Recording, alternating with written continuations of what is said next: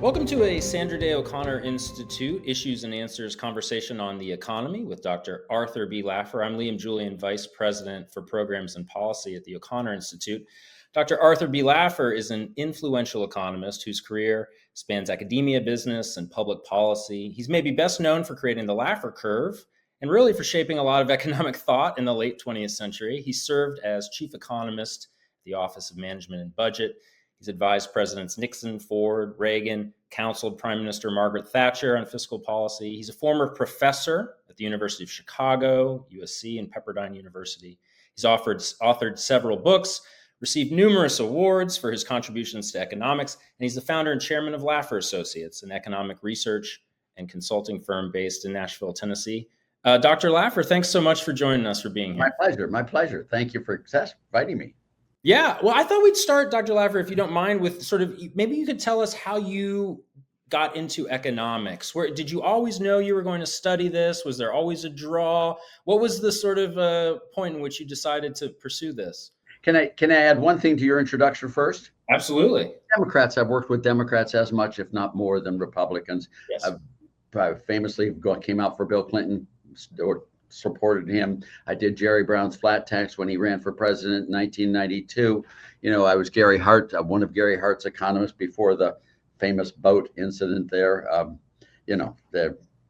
What can I say? So I have worked with Democrats and Republicans across. I love economics and I love economic growth. And that is the thing that really drives me. My introduction to economics, I went to prep school. I went to Yale University. I took a year off, majored in mathematics and engineering, took a year off at the University of Munich, and switched my major because they didn't really have any classes that I hadn't had. And I took Betriebswirtschaft and Volkswirtschaft, which are macro and microeconomics there. I fell in love with it. When I came back to Yale, I switched my major, became an economist. Then I went to Stanford, got my MBA. Then I flipped over and got my PhD in economics in the econ department at Stanford, and then got my dream job offer at the University of Chicago. And I went there, but I first took a year's leave of absence at Brookings Institution. And then I went back to Chicago, a place I'd never been before. And all the rest is there, political, economic. I've been going to the Oval Office now for 55 straight years. And I've been very involved in politics, economics, the press, and business. I mean, all these areas have been all encompassing for me, and all from an economics perspective. Yeah, I think it's very interesting that your interest in economics began when you left the United States and went to Europe. I find that fascinating. I think it's a really interesting part of that story. All right, well, let's talk sort of broadly here, Dr. Laffer. I think many observers feel that today we've sort of entered an economic era that looks quite different from what we've grown used to. We see globalization pulling back, tariffs returning. This sort of age of ultra low interest rates seems maybe over. I don't know if you see it that way, and if so, how you would describe it, or how we got here, what might come next, that sort of broad picture. I would describe it just the way you did. Okay. It's been a fundamental, complete sea change in economic policies, but it's not the first time a sea change has occurred. This is probably the largest time, by the way, in U.S. history, at least. It's like a windshield wiper. It starts getting smudgy and bad and and you've got it on for 6 months, and all of a sudden you get the new windshild wiper, and oh my God, I can see again. It's that way. You go through a stasis sort of period of economics where things continuously get a little bit worse, till all of a sudden it gets so bad that you change the windshield wipers and bam, it comes back. This was true of Reagan. I mean, when Reagan took office, the highest marginal income tax rate was 70%. 70%, imagine. When he left office, it was 28%. When he came into office, I think there were 14 tax brackets. When he left office, there were 2 tax brackets. The personal income tax rate went from 70 to 28. The corporate rate went from 46 to 34. We got rid of deductions, exemptions, exclusions. That was all just on tax policy. If you then move to government spending policy, so a huge sea change in what government spent on. We had defense increase dramatically, non-defense spending dropped fairly substantially. We had huge economic growth, work requirements there, enterprise zones, all of that in the spending era. Then you move over to monetary policy, where we'd seen rising interest rates and higher inflation all the way up to Reagan. And all of a sudden, bam, Paul Volcker comes in. The interest rates drop dramatically. You see a whole change in monetary policy. Then you look at regulatory reform. When Reagan came in, the first thing he did was decontrol oil, got rid of wellhead price controls, excess profits taxes, retail price maintenance, and tons of other regulations as well. And you get this surge in the economy. You get the drop in energy. I think energy prices went from $32 a barrel to $8 a barrel. I've got all sorts of stories to tell you in that. And that was in regulatory policy. Then we went to trade policy, where we had increasing protectionism for quite a while there. And then all of a sudden, Reagan, bam, reversed that policy, and we got NAFTA, which really took to Bill Clinton to get it through. But this was a huge, just sea change in gears, it's a fundamental change in economics, and we've seen the same thing here with Donald Trump. We saw the same thing with John F. Kennedy, but that was very short-lived. Kennedy was only into office 1,000 days or something like that. But if you go back, you saw it very strongly with Harding and Coolidge. So you get these long periods of deterioration and degradation of the economy and all sorts of hokum pokum, whatever it is, friendly economics, self-dealing and all that. And then all of a sudden, bang, you change it. And today you have it. And the way I like to look at it, Liam, the way I like to look at them is in terms of the 5 grand macro kingdoms of economics: taxation, spending, monetary policy, regulations, and trade. And when you look at this, I went through all of them with you as to what happened under Reagan. Same thing's happening under Trump. I mean, Trump dropped the highest corporate rate from 34% to 21%. Now, remember, it's a lot lower, 21%. Trump now got rid of taxes on tips, taxes on overtime, taxes on interest payments on auto loans. It's an amazing change there in monetary policy. You're seeing that same change come through again. You're seeing a very large cut in government spending there with Doge and all the programs that he's put in. You see the regulatory thing again in energy, a very big thing in energy, but also in transparency, medical transparency. I could go through a lot of other of those policies. And trade. And trade is a big deal. But you see these changes come, and they're very, very large changes. And while we tend to think of the sort of the degradation period, the stasis, if you will, as being the sort of normal run of business, it's not. The long run process, the highest marginal income tax rate, Liam, in 1944 was? I'm not sure. 94%. Yeah. Every dollar you earned, you were allowed to keep 6 cents. Yeah. Hello? Does that sound a little egregious to you? Yeah. Today, the highest marginal income tax rate is 37%. In 1976, there was only one state in the United States that did not have a state death tax, and that was Arizona. That was Nevada, Nevada. Today, 38 states have gotten rid of their estate taxes. Every state's gotten rid of its inventory tax. In 1947, there were only 2 states that were right to work, and that was Arkansas and Florida. And back then, Florida was Arkansas. Now it is. It's just a huge. Now most of the states are right to work states. If you look at things like regulations, in 1974, they changed the rate. It was mandated by law that every share of stock you bought cost 34 cents. There were fixed rates. Today, it's effectively zero. Deregulation under Jimmy Carter on airlines, on trucking, on all of these things. It was illegal to sell products below the manufacturer's suggested retail price. It was illegal. There were no Costco's, there were no Walmarts, now we got them. When you look at this world, whether it be regulatory policy, whether it be tax policy, we're moving in a huge direction towards free markets. But it comes in bang, and then a slow drift backwards and bang. It's like we move 10 steps forward and then sort of drift back 7 steps. And then we're still ahead 3 steps. Then we go another 10, 30. And this is the process that's been going on for a long time in the U.S.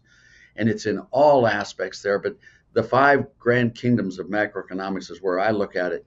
And it's really a very powerful trend. And I couldn't be more excited and more optimistic about these changes. You look at all the things President Trump is doing. It's amazing. I mean, it is just all the things Ronald Reagan did. You saw me list them. Now, Reagan did it with a smile and a joke, and but Trump may not. But they're very similar in sort of the complete transitional phase of the economy, and it's very exciting. And they're also militarily too. I mean, peace through strength. I mean, how do you secure peace in this world? How do you do it? Well, cajoling your enemies probably is not the right way to do it, ultimately. Now you cajole them and cajole them and cajole them, and you get a little concession there, and then it goes just too far, and bam, you got to reset the dial. And that's exactly what's being done today. It's exactly what Ronald Reagan did. It's exactly what John F. Kennedy did. We just reset it. You look at foreign countries and say, look, we've got a better military than you do. If you want to play that game, we're capable of playing it. Or would you prefer to be our friends and make money with us? And let's partner up and see if we can't both become rich together. Yeah. That's what peace through strength is. I can tell you a little story about Reagan at the Beverly Hills Hotel. We had a meeting. It was 1979, and there were 10 or 11 of us there. Jack Kemp was there. I was there. Dick Allen. And the governor asked Dick Allen to sort of describe the U.S. post-World War II set of policies. And Dick Allen had a great sense of humor. He just passed a little bit ago. And he said, well, see, sir, we've been doing basically two things throughout the entire post-World War II era. We've been harassing our friends and cajoling our enemies. And we all started laughing. And the governor looked at him and said, excuse me, Dick, what did you say? He said, sir, we've been cajoling our enemies and harassing our friends. And he cocked his head and he said, well, what have been the consequences of those policies? Well, you see, sir, we have almost no friends left, but we've got lots and lots of enemies. And that was the truth. And, and he just leaned up and just said, well, Dick, we're just going to have to change those policies now, aren't we? I'm going to use modern words with you.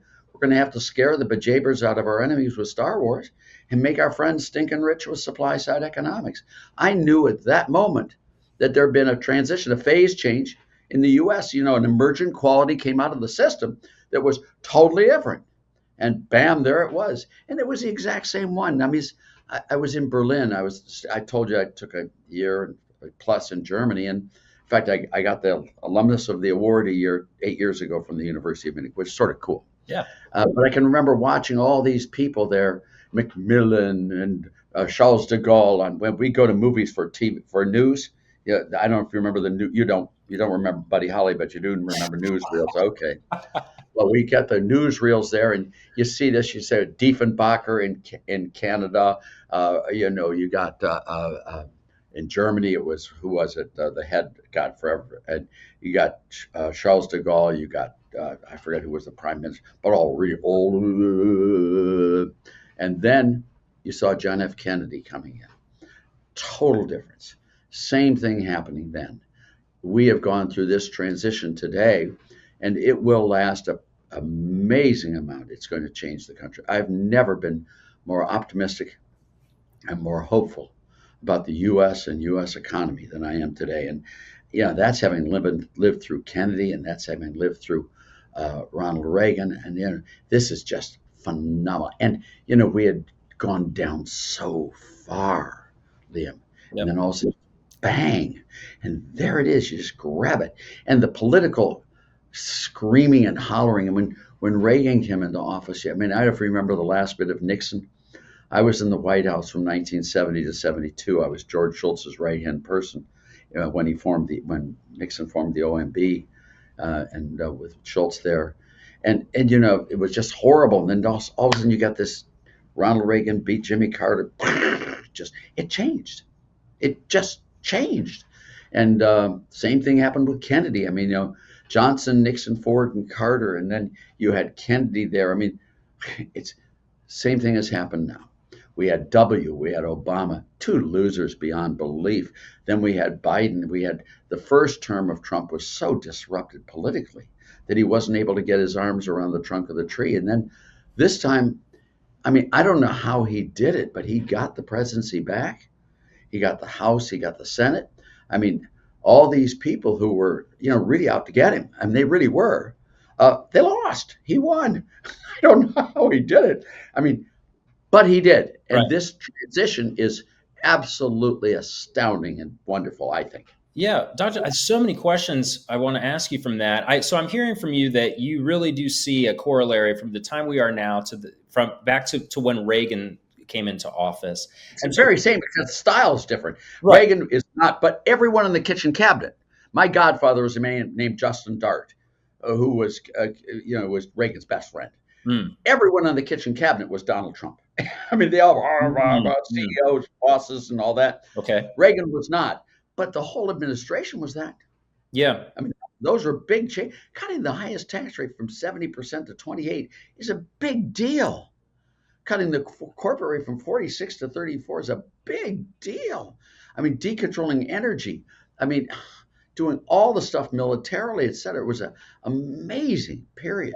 He did it with a smile and a joke. Well, how Reagan, he's just the most lovely man you've ever met in your life. And Trump does it different stylistically. sure. It's the same thing. It's the same thing. Bang. So Reagan, you had said that these periods of great change are preceded by times of sort of economic degradation, and for Reagan, you were talking about inflation, taxation. What would you say? Right, Jimmy Carter. There, you got it perfectly. right, I mean, he kept the White House logs on the tennis court in his office so people wouldn't be uneven use of the tennis court. What? right, right. That's what a president's not supposed to do. Yeah. Well, what are the sort of economic in those 5 areas that you outlined? What has been the sort of economic degradation that has led to the moment that we're at right now, as you see it?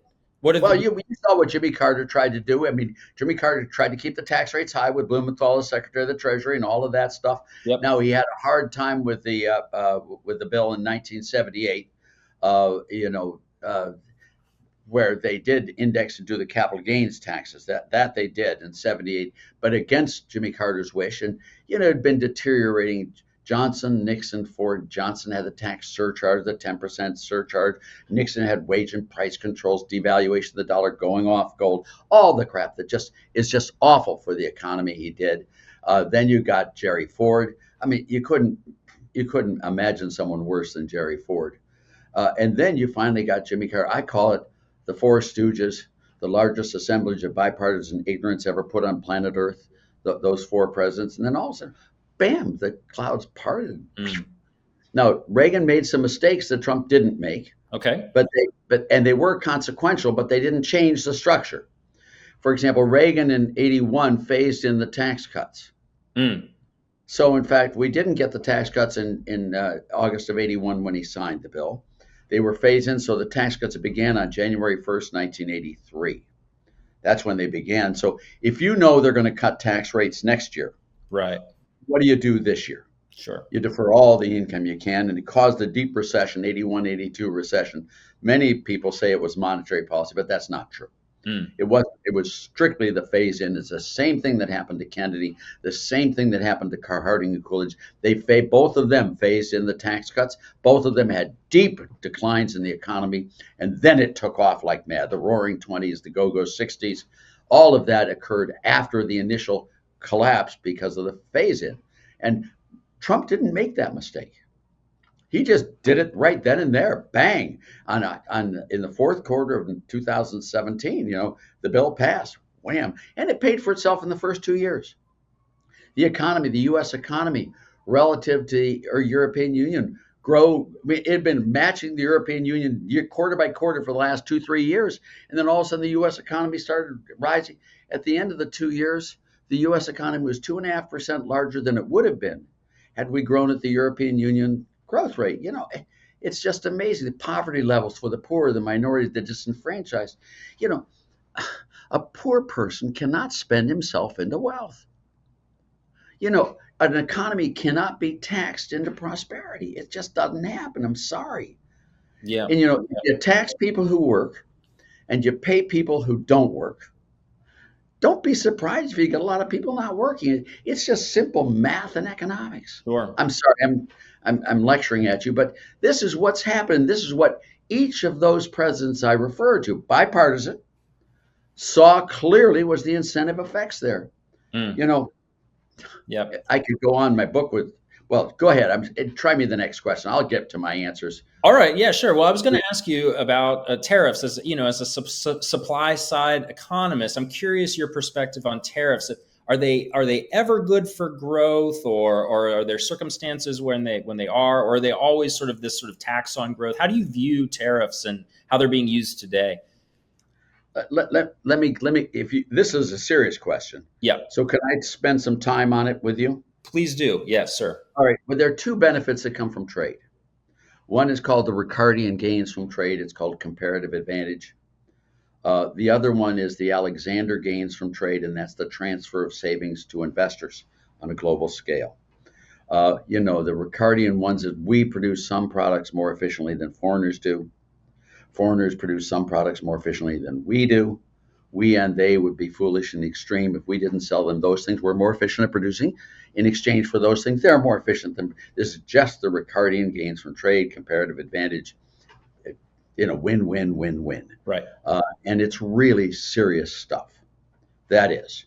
The second gains from trade come from the transfer of resources from savings nations to investing nations. And this is your trade deficit or your trade surplus. If you get a machine in Japan that's losing money, and let's say in Hokkaido, it's losing money like mad, but you could know if it were located in Colorado, it'd be making money, it'd be really good there. If you take that machine down to Tokyo Harbor, you send it to the US, to San Francisco, you move it up to Colorado, and all of a sudden that machine goes from being a loser to being a winner. All right. By exporting that machine from Japan, Japan has a trade surplus. By importing it into the US, we have a trade deficit. By looking at the machines, we now have one machine more than we used to. They have one machine less than they used to. That's a capital surplus that is matched by a trade deficit. That's the way the US ran trade deficits from 1640 until 1870, with 7-year exceptions, and that was the Civil War and the War of 1812 and the big collapse in the canal bonds. Okay, out of 230 years, 7 years, we built our country on the savings from Europe, bringing the capital here and matching it with our natural resources, our labor, and became the preeminent economic force on planet Earth. Both of those gains from trade are very, very, very important to the prosperity. I can't think of anything really more important for the U.S. success than trade. There. All right, you with me? I'm with you. Yes, sir. Then you look at some of the things that we've done on trade. For example, the Smoot-Hawley tariff, it passed the House in 1929 and the Senate. In the fourth quarter, the market dropped by 35%. It was then signed into law in 1930 in June by Herbert Hoover. The market crashed. I think the market fell to 11 or 12% of its previous high. The unemployment went to 25%. It was terrible. My colleague and dearest friend, Bob Mundell, in his Nobel laureate speech, put it this way. He said, it was the Smoot-Hawley tariff that caused the Great Depression, that caused World War II. It doesn't get much worse than that, Liam. Now, if you look at it when Nixon did, and I was in the White House with Nixon in 1970, 72, 1, 2, and 3, that period, Nixon put a 10% import surcharge on. We had a job development credit that excluded foreign-made capital, all this discriminatory protectionist stuff. The 70s were really bad. There is no question that reading history, protectionism, tariffs, quotas, etc., are really bad. On the other side of the ledger, when we free trade, it was a Kennedy-round tariff negotiation where we dropped tariffs quite dramatically under Kennedy. We did it under NAFTA, under Reagan and Clinton. That's why I'm a big supporter of Reagan's and Clinton's, where they dropped tariffs dramatically. Both periods were extremely successful, good periods of economic growth. So both ways, protectionism clearly hurts the economy. And a liberation there, reducing protectionism, clearly benefits the economy a lot. You follow me? Yes, sir. Let me just go through that. Now, there's a lot more to this. In addition to not only does it hurt the economy, but when you look at trade, our imports of goods are a little less than 10%. It's a very narrow-based tax. Those are always the worst taxes. It's not only a narrow-based tax, but a lot of the trade that we have is in intermediate products. It's not on sales or income. It's on turnover taxes or gross revenue taxes, which are notoriously bad taxes. All right, there, if you look at that. But flip me over to the other side of the equation. There are three major differences today between now and 1930s. For example, in the 1930s, the Smoot-Hawley tariff took 4 or 5 years to get passed. It had developed consensus, etc. Once it was locked in there and signed into law, it's impossible to remove. It's rigid. It's a cumbersome, clumsy tool, trade restrictions. Today, it's not. Today, you have executive orders. I can do it one way, one day, reverse it the next. Totally different set of tools there with regard to tariffs and quotas. If you look at it, we have reciprocity today in a way we never had in the 1930s. After World War II, the U.S. was extraordinarily generous to the defeated nations as well as to our former allies, and we allowed them to put in all sorts of protectionist legislation to develop their economies quickly. We had Lend-Lease, we had all these programs to help them. We were a very, very nice nation. I mean, really were. And we allowed them to put, well, after the years have gone by, that protectionist legislation has never been removed. So today, if you look at the major countries of the world, I'm not talking about, the Isle of Man and Jersey, Guernsey, and Sark and Monaco and stuff, but the major ones, we are by far the freest trade nation, both on tariffs, quotas, and non-trade barriers. We're way more free trade. So you look at all these people that we've allowed them to have these protectionist policies, and now there's a very big skew where they're all protectionists much more than we are. You with me on that difference? I am. And the last one just is one that's very important, and especially comparing us with the 1920s and 30s, is we've got leverage. Imagine the U.S. and Puerto Rico are the only two countries on earth. All right? And let's imagine we have free trade. U.S. exports are Puerto Rican imports. Puerto Rican exports are U.S. imports. The U.S. trade surplus, the Puerto Rican trade deficit, everything's hunky-dory. It's perfectly free trade. Alexander free trade and Ricardian free trade. It's a perfect thing. But the U.S. is 99% of the world, and Puerto Rico is only 1% of the world. Now, while it's still true that there are no winners in a trade war, but everyone doesn't lose equally, believe me when I tell you. If the U.S. were to put protectionists on, every company in the U.S., 99% of its customers are American, no effect, 1% are Puerto Ricans. But in Puerto Rico, 99% of the Puerto Rican companies are American, and only 1% are Puerto Rican. So the consequences for Puerto Rico are huge. So there's a huge asymmetry in the leverage of the systems. You follow me in the difference? I do. I'm going to take you back to a conversation I had with the president, and I think it was 2019, maybe it was in that era. He called me at home, and he said, "Arthur, I want to talk to you for a little bit about trade." And that's fine. He said, "I'm a free trader." And I've known him for a long time. And, it was clear he is a free trader. He ran an international company, and every CEO of an international company is a free trader. They all are. And I jokingly told him, I said, "In addition, sir, you imported 2 foreign wives. How can you not be a free trader?" And he didn't laugh. But he said, all of these countries are mercantilist. They're not free trade. All they care about is access to our markets. That's it. How do I get them to recognize the benefits of free trade? That's what he said to me. How do I do that? I'm a free trader. I want them to lower their tariffs, but I have no leverage with them. Oh, yes, I do. If I threaten them with tariffs of 50, 100, 200% tariffs on you if you don't, they'll come to the table. They'll negotiate, and I'll be able to negotiate a lot lower tariffs, a lot lower quotas, a lot lower non-tariff barriers.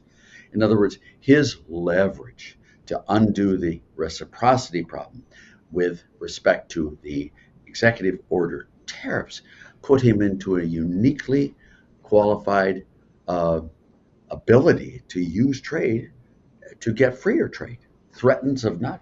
And so if you look at what he did in his first term, we had 5 major trade policies. We had USMCA, which clearly was freer trade. We had the deal with Japan, which clearly was freer trade.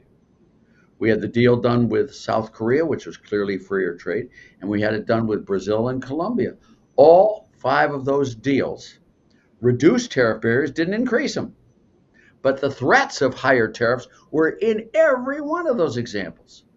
When he was at the G7 in Ottawa, and everyone can document this, and when he was at the G7 in Ottawa, and he had to leave the meeting early because he was going to meet with Kim Jong-un in Singapore. At that meeting, he said, guys, to the other 6 members, I've got to leave. I got to meet with Kim Jong-un, and you really want me to, because no one wants a nuclear war, to be honest with you. But he said, I've got a deal to make with you before I leave. The U.S. is prepared right now to get rid of all tariffs, all quotas, and all non-tariff barriers if the 6 of you will. They whistle. My view of Donald Trump's positions on tariffs, and it's not the conventional wisdom, and I'm explaining to you why I believe as I do, and the conversation I had with him. And I also know Donald Trump pretty well, not superly well, but pretty well. I believe that he is working to get the freest trade planet Earth you can get by the U.S. using leverage to get them to reduce their tariffs, quotas, non-tariff barriers. Already, Japan has dropped a lot of its non-tariff barriers. He is well aware of all of what I've just talked to you about. He understands the Alexander gains from trade. He understands the Ricardian gains from trade. He understands the history. I've talked to him about it all, just the way I am to you. I've gone through all of this stuff. He loves the country. He wants prosperity. He does not want to go down in history of the worst president ever. And he knows the dangers of doing this. And my belief is this man is wanting freer trade and better integration of the U.S. and the world economy. He wants to use trade to stop the war in Ukraine. He wants to use trade to stop the invasion of Taiwan. He wants to use trade to stop the Houthis from doing Middle East. This man is a very consummate negotiator. He does stuff that I don't have the courage or the strength to do. When I think of negotiations, I start rolling up in a fetal position. I start crying, wet myself. I climb under the bed. But he likes it. He likes doing this stuff. I hate it. I turn off the TV. I can't stand the threats of tariffs. I don't like tariffs, quotas, etc. Yep. But I do like the outcomes of his policies. Interesting. And I can't take the way he does it. It's not my style. It's not Reagan's style. Yep. I got to turn the TV off. But when I look at the results 6 weeks later, it's spectacular. He got the BBB, the big beautiful bill. Did you see all the brouhaha and all that? Oh my God! I'm moving fingernails. I'm not into this style, but it works for him, and that's why I think of Reagan and Trump as being very, very similar people with very similar objectives. Reagan had a different style. Yeah. When Reagan flew the F-111s from eastern UK around through the Gibraltar into there and got Muammar Gaddafi, that was a Trump move. And Reagan did that move. We blew up his own home. He killed his daughter. Reagan wasn't spoofing. He wasn't making a joke of this. Right. And when you look at the things Reagan did, he did it with a smile and with all that. And I just loved being with him. I spent a lot of time with him one-on-one. I just loved him. He used to come to my house for dinner, and he and Mrs. Reagan did. And, it's just style. Sure. But substance. They're very similar.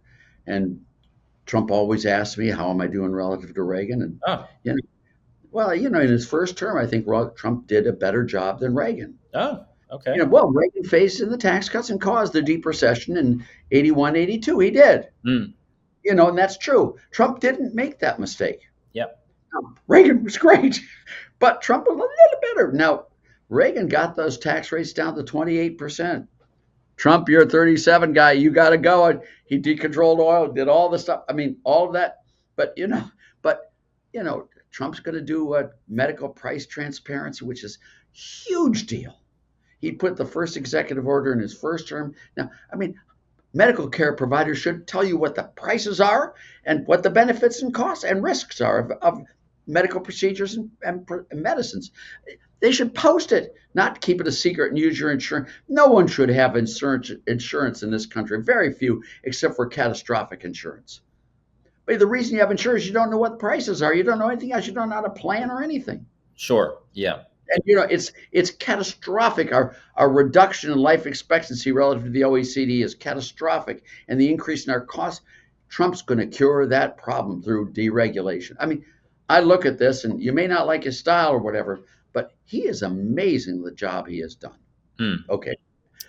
You understand where I'm coming from? I do. What I hear you saying is that you don't like tariffs, but as a negotiating tool, you think that they can be quite useful, and you feel that that's happening now. And I can't think of anyone who's been president of the United States who would be able to handle this issue other than Trump. Biden with tariffs would be cuckoo muckoo.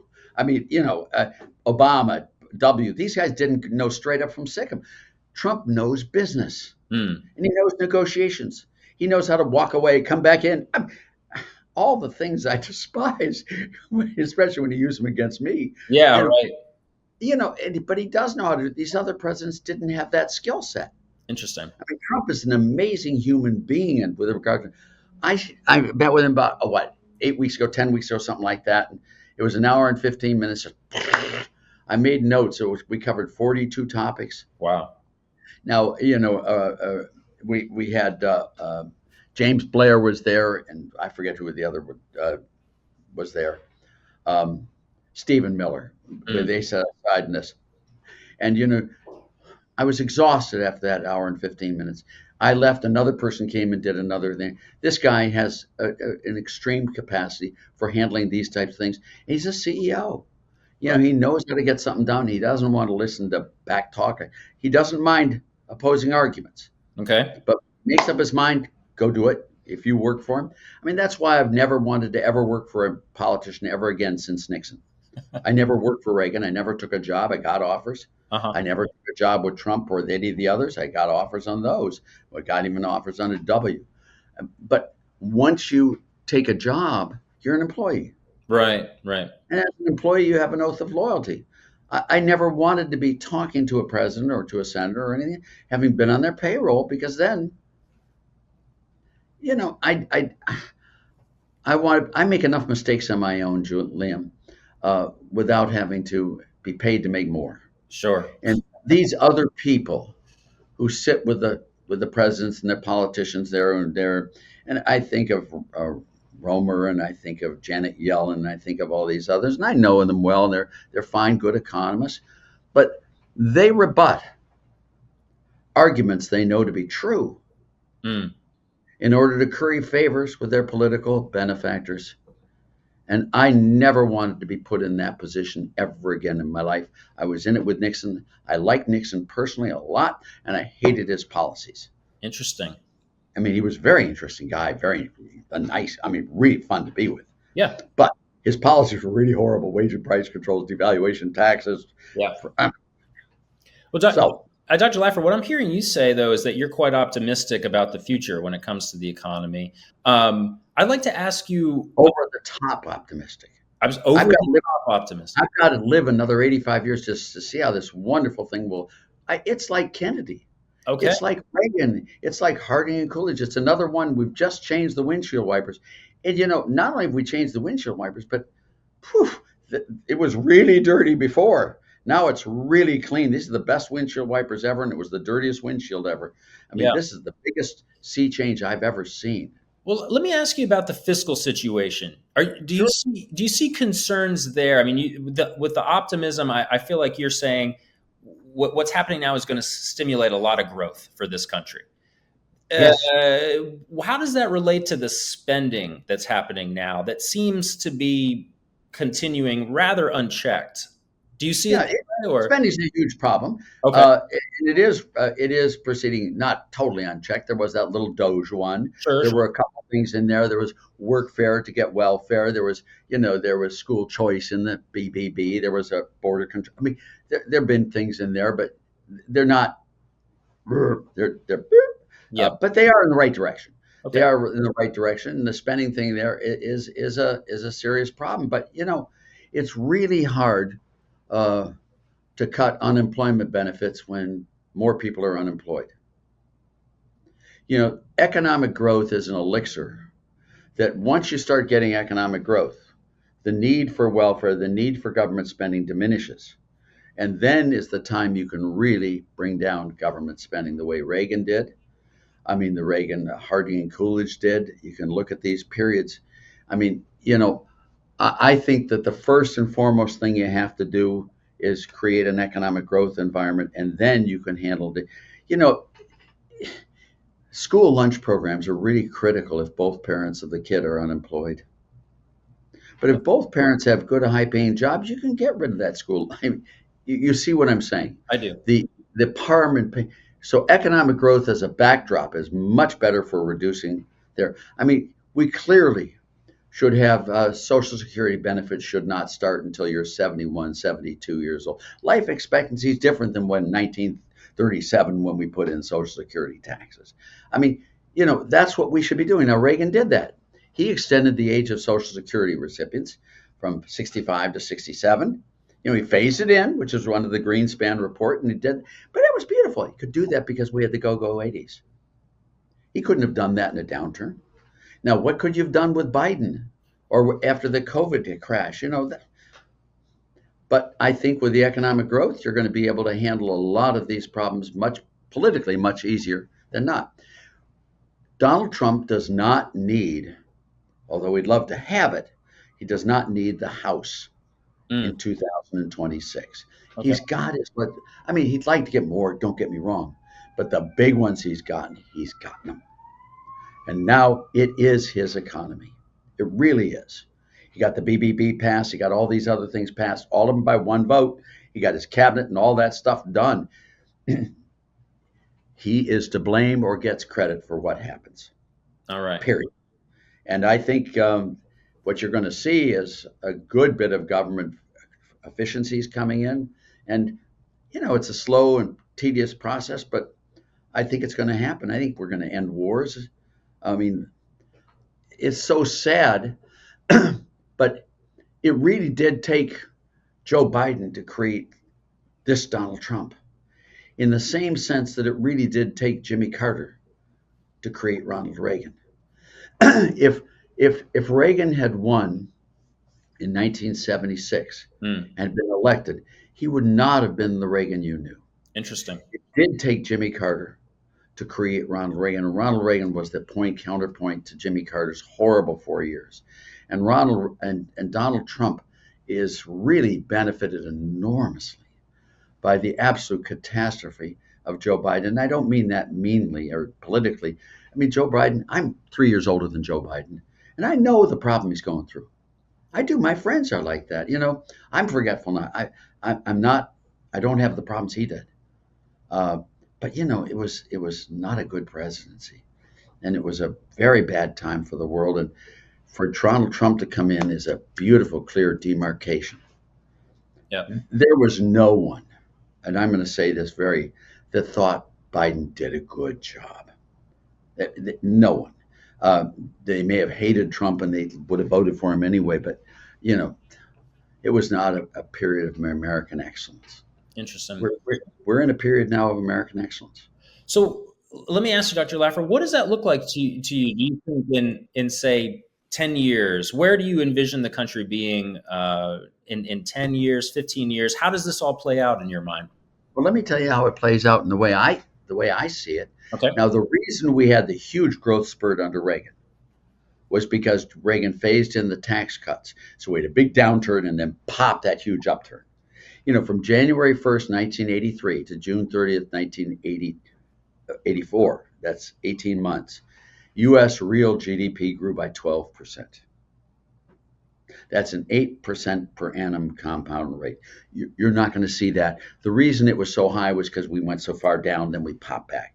So that you're not going to see. But what you are going to see is 3, 4, 5% growth rates. Really?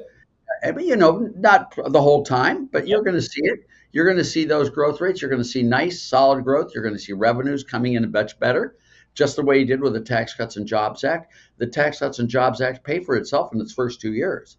I mean, the U.S. surplus, the U.S. government revenues, federal government revenues went way up after the Tax Cuts and Jobs Act. In the first 2 years, they didn't go down at all. And that you're going to see happening. You're going to see government coming and controlling spending. You're going to see all the monetary policy. He gets to name his new head of the Fed, which I hope is Kevin Warsh. I think Kevin would be great. The other ones are good too, but Kevin is not in government. He needs to be in government because he's really good. But you're going to see a lot of this other stuff. And I just think you're going to see a peace and economic growth, and the U.S. is going to really lead the rest of the world, and it's going to be very exciting. And even states. If you look at the 9 states without an income tax versus the 9 highest tax rate states, back in 1960, those states with no income tax were like 9% of the U.S. economy, Okay. personal income. They're now 25% of the U.S. economy. The other states have declined. Those states so we're seeing a huge shift towards zero income tax states. What happened in Arizona? I did Fife Symington's uh, uh, tax cuts there. Your rates are, I mean, when Fife came into office, the highest marginal income tax rate in Arizona was over 8%. What is it now? It's 2, 3%. It's really low. I mean, all of this stuff is working at a state and local level. It's at a federal level.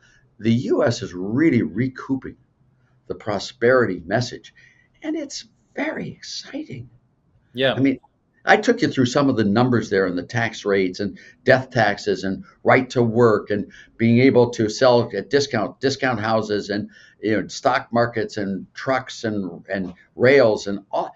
We are moving in the right direction. I mean, the bald eagle's back, the black-footed ferret's back, water's cleaner back. All of this stuff has been put into right balance. I was born and raised in northeastern Ohio in Lake Erie. When I was a kid, if Christ had come back to earth and made the mistake of landing in Cleveland, to prove that in fact he were the Christ, he wouldn't have to walk on the water. Hell, anyone could do that. He'd have to sink in it. Today, Lake Erie's clean. Mm. The Cuyahoga River's clean. It's not catching on fire anymore. The Mm. 3-stage smog alerts in LA are gone. If you look at the whole general phenomenon of our society, it's been hugely beneficial. I mean, look at what Trump did in the first term with Operation Warp Speed. Now he did spend $2 trillion. Should have been only $1 trillion, but they said that it would take 8-9 years to get a vaccine for COVID-19 if you follow the procedure. He broke all those rules, did it through pump. We got it in 8 months. 8 months. How spectacular is that? CRISPR, all of this stuff we're doing on this stuff. I could take you through. My daughter was diagnosed with, this was 3 years ago, with 4th-stage metastatic melanoma. She had about 15 weeks to live. She got Abduolag with this new immunology stuff. She's alive, and her tumors are still there, but they've stopped growing. They're dead. They never go. I mean, how wonderful is this earth? Now we've got to clean up poverty. What do you do to help the poor, the minority, the disenfranchised? Trump did it pretty well in his first term. They hit the lowest levels ever in unemployment and poverty levels and all that. Black, Hispanic, undereducated, really did before COVID hit. Then it went kazooie again. But you sit there and look at these enterprise zones, tax-free zones, and all of these programs, removing the welfare trap, which is if you make more money and you're in the inner city, you lose your welfare benefits. It's stupid that you would take away the welfare benefits and them not want it. So you look at all the stuff we can do to bring back prosperity to those who are less fortunate than we are. It's just spectacularly wonderful stuff. School choice, all of it. I mean, I could go through all of this stuff that's just absolutely wonderful. And, I'm looking forward to spending another 85 years on this planet and looking at how well it's going to go. I mean, it's just wonderful what he's been doing. And so that's where I come out. I'm an economist. I don't talk about social policy. I don't know whether I'm not into transgender or against or for it. It's not my gig. I'm Yep. not into any of this. I'm not abortion, pornography, Panama Canal. All of these things are way outside. But economics is my turf. And I am the single best economist. And I do know what I'm talking about on this stuff. And it is a wonderful set of transitions going here. If you want peace and strength, this is the way you do it. You just don't tax people who work and pay. Why do we have a corporate tax? A profits tax. I mean, here you get a company that makes high quality products that everyone loves. They make them efficiently and cheaply, and they make lots and lots of profits. And we tax the living bejeebers out of them. But then you get a company that makes lousy products, makes them inefficiently, loses money. We bail them out, and they hire lawyers. It makes no sense. You need a value-added tax, not a profits tax. Rich, the rich, if you read my book, Taxes Have Consequences, which is the complete history of the U.S. income tax, we have every single tax return. What happened when we raised taxes on the rich? We have the tax gone like this all the way through our history, 110, 12 years of data. We Yeah. know what happens. I don't give a damn what your opinion is, and you shouldn't give a damn what my opinion is. This is about facts, not how you feel. No. When we raise taxes on the top 1% of income earners, three things happen. The economy underperforms, tax revenues from the rich go down, and the poor get hammered. And every single time we cut tax rates on the rich, three things happen. The economy outperforms, tax revenues from the rich go way up, and the poor have opportunities. And they have chances, and they do much better. They did really well under Kennedy. They did really well under Reagan. They did really well under Harvard, out of the president, Harding and Coolidge. They did really well. The bad times they've done is under Roosevelt, under the Four Stooges, as I mentioned, under Biden. I mean, if you want prosperity, don't kill job makers. Right. You can't love jobs and hate job creators. You just can't. Yeah. And I don't mean to be basic and simple, but if you go up to Harvard, you see it. I mean, these guys, it takes a PhD in economics not to be able to understand the obvious. And they're all my colleagues. I was in graduate school with all of them, and I got better grades than they did too, by the way, just for the record. I'm Yale, undergrad, PhD, Stanford, taught at the University of Chicago, went through, got the fastest promotion, tenure there. So, academics is my gig. Sure. And these guys, they just don't get it. Can I do one last one with a transfer theorem? I don't want to. I'm trying to cover a lot of material because it's so important that we get this story right. Okay. The transfer theorem. This is a theorem. It's not an opinion. It's not, whoa, let me tell you how I feel. This is a theorem. And I might go through it with you. Whenever you transfer resources, you always reduce total production. But a transfer is when you take from one group and give to another group. The normal way we think of a transfer, we take from those who have a little bit more, and we give to those who have a little bit less. We redistribute income. That's how we think about it, okay? That's the usual way. But it doesn't have to be that way. But I'll use that as my example on the transfer theorem. When you take from those who have a little bit more and you give to those who have a little bit less, those who have a little bit more by having the resources taken from them have a reduction in their incentives to produce, and they will produce a little bit less. You with me? Yes, sir. By giving to those who have a little bit less, you provide them with an alternative source of income other than working, and they too will produce a little bit less. This is just the Slutsky equation, by the way, in economics, but it's math. When you take from those who have a little bit more, they'll produce a little bit less. When you give to those who have a little bit less, they'll produce a little bit less. The theorem here, and it's a theorem, it's math. I don't care where you teach. Whenever you redistribute resources, you always reduce total production. That's the theorem. And it's just plain math. I don't give a damn who you are, pink, white, blah, blah, blah. The lemma from this theorem is sort of cool, and I'm not going to prove it verbally to you. But the lemma is pretty straightforward and should be obvious. The more you redistribute, the greater will be the total loss in production. That should be pretty obvious, all right? Mm-hmm.